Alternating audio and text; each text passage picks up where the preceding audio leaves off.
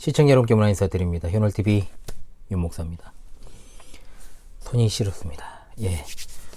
올해 첫 번째 수요일 사도신경 해설입니다. 2023년 한 해 동안도 열심히 공부하고 여러분의 눈과 귀를 잘 지키시기를 바라겠습니다. 여러분의 삶을 오직 성경에 맞추어 개혁하시기를 바라옵겠습니다. 변함없습니다. 개혁된 교회는 날마다 개혁되어 갑니다. 금주는 사도신경 해설 2부 그리스도의 생애와 사회에 관한 17장 하나님 우편에 앉아 계시다가 라는 고백의 의미를 상고하도록 하겠습니다. 먼저 관련 본문 두 부분을 읽고 시작하도록 하겠습니다. 먼저는 시편 110편입니다. 시편 110편입니다. 여호와께서 내 주에게 말씀하시기를 내가 내 원수들로 내 발판이 되게 하기까지 너는 내 오른쪽에 앉아 있으라 하셨도다. 여호와께서 시온에서부터 주의 권능의 규를 내보내시리니 주는 원수들 중에서 다스리소서. 주의 권능의 날에 주의 백성이 거룩한 옷을 입고 즐거이 헌신하니 새벽 이슬 같은 주의 청년들이 주께 나오는도다. 여호와는 맹세하고 변하지 아니하시리라. 이르시기를 너는 멜기세덱의 소유를 따라 영원한 제사장이라 하셨도다. 주의 오른쪽에 계신 주께서 그의 노하시는 날에 왕들을 쳐서 깨뜨리실 것이라. 문 나라를 심판하여 시체로 가득하게 하시고 여러 나라의 머리를 쳐서 깨뜨리시며 길가의 시냇물을 마심으로 그의 머리를 드시리로다. 아멘. 자, 두 번째 본문은 빌립보서 2장 9절로 11절입니다. 잘 아시는 말씀이죠. 이러므로 하나님이 그를 지극히 높여 모든 이름 위에 뛰어난 이름을 주사 하늘에 있는 자들과 땅에 있는 자들과 땅 아래에 있는 자들로 모든 무릎을 예수의 이름에 꿇게 하시고 모든 입으로 예수 그리스도를 주라 시인하여 하나님 아버지께 영광을 돌리게 하셨느니라. 아멘. 자, 지난 장에서 우리가 살펴봤던 것은 주님의 승천에 관한 것이었습니다. 이번 장에서는 승천하신 예수님께서 하늘에서 과연 어떤 일을 하고 계시는가에 대한 고백의 문제입니다. 우리말 사도신경은 주님께서 하나님 우편에 앉아 계시다가 라고 표현을 하고 있죠. 이 표현이 과연 무슨 뜻이고 어떤 의미를 가지고 있는지를 생각해야 됩니다. 승천하신 주님이 천상에서의 사역이 어떠한 것인가? 이것에 이 한 구절로 표현할 수 있기 때문에 중요하다는 거죠. 이 표현은 우리가 사랑하는 주님께서 지금 하늘에서 무엇을 하고 계신지의 한 측면을 말하는 것이기 때문에 우리에게는 굉장히 흥미롭고도 중요한 주제가 될 것입니다. 그러면 먼저 예수님께서 하나님 우편에 앉아 계신다. 이 표현 자체를 먼저 살펴보는 것으로 시작을 하겠습니다. 자, 먼저 우리말 사도신경에 하나님 우편에 앉아 계시다가 이 표현에 대한 좀 재고가 필요합니다. 우리 주님께서 승천하신 후에 하나님 우편에 앉아 계시다가 산자와 죽은 자를 심판하러 오신다라고 표현을 하면 하나님 우편에 앉으시는 일은 과도기적 성격으로 비춰지죠. 별로 중요한 일로 인식이 안 됩니다. 잠깐 앉으셨다가 오는 것처럼 보이잖아요. 그래서 주님께서 승천하신 후에 잠깐 하나님 우편에 앉아 계시다가 중요한 것은 심판이기 때문에 그것을 수행하시러 이 세상에 오신다는 생각을 하게 될 수 있습니다. 그러나 하나님 우편에 앉으신 이 사실은 매우 중요합니다. 그래서 우리는 일단 하나님 우편에 앉아 계시다가 라는 표현보다 하나님 우편에 앉으시고 또는 앉으셔서 라고 표현해야 적합한 겁니다. 자, 기억하십시오. 자, 그렇다면 하나님 우편에 앉아 계신다는 표현을 어떻게 이해해야 될까요? 진짜 하나님 보좌 우편에 예수님께서 앉아 계실까요? 그 보좌에 앉으신 예수님께서 2000년이 넘는 시간 동안 졸지도 주무시지도 않고 계실까요? 과연 이 표현은 무엇을 뜻하는 것일까요? 이것을 우리가 바로 이해하기 위해서는 하나님께서 영이시다는 말, 요한복음 4장 24절의 말씀을 고찰해야 됩니다.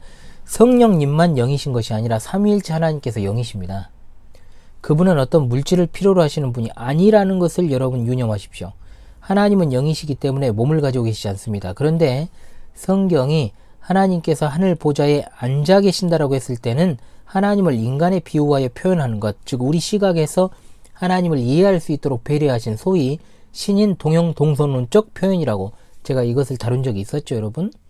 즉 하나님께서 사람과 같은 형태를 지니신 듯이 표현을 해서 우리 인간의 연약한 피조물의 시각에서 이해하기 쉽도록 배려하신 측면입니다. 감사한 일이죠. 그런데 성경에서는 분명 하나님께서 보좌에 앉아 계신다라고 말합니다. 보좌는 인간 왕이 자신의 나라를 다스리고 통치할 때 앉는 곳을 뜻합니다. 우리 역사로 따지면 용상이죠, 용상. 하나님께서 보좌에 앉아 계신다라는 것은 하나님께서 실제로 용상에 앉아 계시는 모습을 말하는 게 아니고 온 우주 만물의 왕으로서 온 우주를 다스리시는 하나님에 대해서 그렇게 표현한 겁니다. 자, 이제 승천하신 예수님께서 하나님 우편에 앉아 계신다는 말도 그와 같은 맥락에서 이해를 해야 됩니다. 즉 이것은 하나님께서 온 세상을 통치하시고 다스리시는 것과 연관해서 생각을 해야죠. 물론 예수님께서는 성육신하신 인성의 그 몸으로 앉아 계실 수도 있을 것입니다. 하지만 성자께서 하늘 보좌 또는 하나님 우편에 앉아 계신다는 것도 문자적인 의미라기보다 신인 동용 동성론적 표현 방법이라고 보아야 합당합니다. 그럼 왜 하필은 우편이냐? 좌편은 안 되냐? 동양인의 사고방식에서 우편은 바른 편이고 옳은 편이라 생각하는 경향이 있지요. 유대인들의 사고방식에서도 이것이 적용이 되어서 우편이라 했을 때는 좋은 편, 옳은 편을 의미하고 누군가를 우대할 때 왕의 우편에 앉게 했습니다. 일례로 솔로몬이 등극하고 자신의 왕위에 앉아 통치할 때 그 어머니 밧세바가 나오자 그를 우편에 앉게 했다라는 기록이 있죠. 그런데 세상 임금이 아니라 온 우주 만물을 다스리시는 하나님 우편에 앉으셨다? 이것은 하나님과 함께 통치하는 권능의 자리, 영예의 자리, 같은 영광의 자리를 의미하는 겁니다. 이와 같은 입장에서 우리 예수님께서 승천하사 하나님 우편에 앉아 계신다라고 했을 때 그것은 물질적인 보좌에 앉으시는 것이 아니라 성자께서 권능의 자리에 앉으셨고 영광의 자리에서 하나님의 세상 만물의 통치에 참여하시는 것으로 이해를 해야 된다는 거죠. 자, 그렇다면 둘째로 그리스도의 통치의 의미 첫 번째, 그리스도께서는 무엇을 다스리실까요? 제가 코가 막혀서 죄송합니다. 은혜의 왕국을 다스리십니다. 승천하신 주님께서 다스리신다라고 했을 때 그분의 십자가의 죽으심과 부활과 승천과 성령의 부어주심을 통해서 세우신 하나님의 나라 또는 하늘나라, 여기를 다스리시는 것을 우리가 알아야 됩니다. 승천하신 예수님께서는 지금도 하나님 나라 다스리고 계십니다. 하나님 나라는 그분의 사역으로 이 세상에 이미 임했지만 아직 그 최종적 완성에 이르지 않은 분명한 영적인 실제입니다. 이를 가리켜서 우리 신앙의 선배들은 은혜의 왕국이라고 불렀던 것이죠. 그리스도께서 바로 이 은혜 왕국을 다스리시고 이끌어 가십니다. 그것은 어디에서 가장 잘 나타납니까? 교회라는 형태로 드러나죠. 하늘에 계신 교회의 왕께서 오늘도 이 땅의 은혜의 왕국, 교회를 다스리고 계십니다. 어제도 우리가 전하는 자, 듣는 자의 동행 세 번째 시간을 통해서 공부했던 것처럼 기록된 하나님의 말씀, 성경 66권의 말씀에 대한 바른 해석과 선언, 그리고 성령님의 사역을 통해서 지금도 다스리고 계십니다. 그러므로 그리스도께 복종하는 이들은 교회의 참된 구성원으로 그리스도를 높이고 영광을 돌려야만 하는 것입니다. 교회를 무시하고 또 교회의 하나님 나라됨을 중요하지 않게 생각하고 또 교회의 왕이 되시는 그리스도께서 그분의 말씀을 통해 주시는 바를 혼잡하게 하거나 또는 복종하지 않거나 교회의 참된 사랑을 파괴하는 자들은 교회라고 하는 이 모임 자체를 흔드는 것보다도 왕이신 그리스도를 못 오가기 때문에 큰 죄악을 범하고 있는 겁니다. 그러므로 우리는 반드시 지교회의 충실한 구성원 역할을 해야 됩니다. 그저 교회를 출석만 하려고 왔다 갔다, 그게 아니에요. 그러다가 일 생기면 또 빠지고 그런 태도 많잖아요. 자, 전혀 하나님 나라의 왕이신 그리스도를 온전하게 믿지 못하는 태도죠. 또한 무시하는 태도입니다. 우리는 우리가 속해 있는 지역 교회가 하나님 나라를 드러내는 온전한 교회의 모습을 드러내도록 해야 된다. 이걸 최우선시해야 된다는 겁니다. 교회와 개인은 하나님 나라의 택한 백성들로서의 사상을 가져야 되고 하나님 나라의 근거에 있어 여러 문제를 판단하고 적용해 나가야 되는 겁니다. 교회가 하나님 나라됨의 성격이 전혀 드러나지 않을 경우에는 사실상 그것은 사교 모임에 불과한 것이죠. 이런 일들이 근거가 된 후에 성원들 간의 어떤 깊은 사랑의 교제를 나눠야 되고 후에 그 사랑이 교회 밖에 있는 사람들에게도 번져 나가게 되는 것입니다. 그것이 바로 왕 되신 그리스도께 순종하는 일의 한 측면입니다. 이런 어떤 기본 개념이 없는 곳은 무질서하고 혼란스러울 수밖에 없습니다. 교회의 어떤 형식적인 기반을 갖추고 있다 하더라도 하나님 나라적인 성격이 없는 곳은 무의미한 거죠. 어떤 곳은 사실 개인의 교제에 신경을 쓰다 보니까 하나님 나라적 성격보다 거의 그냥 가족 공동체로 되어 있고 또 그냥 이해 공동체로 되어 있는 것도 많습니다. 정말로 바람직하지 않은 모습들이죠. 그 다음으로 교회와 개개인이 성경에서 가르치는 그리스도의 품성이 성령의 능력으로 모든 사람들 가운데 잘 나타나도록 해야 됩니다. 그리스도의 통치는 이 일을 통해 표현이 됩니다.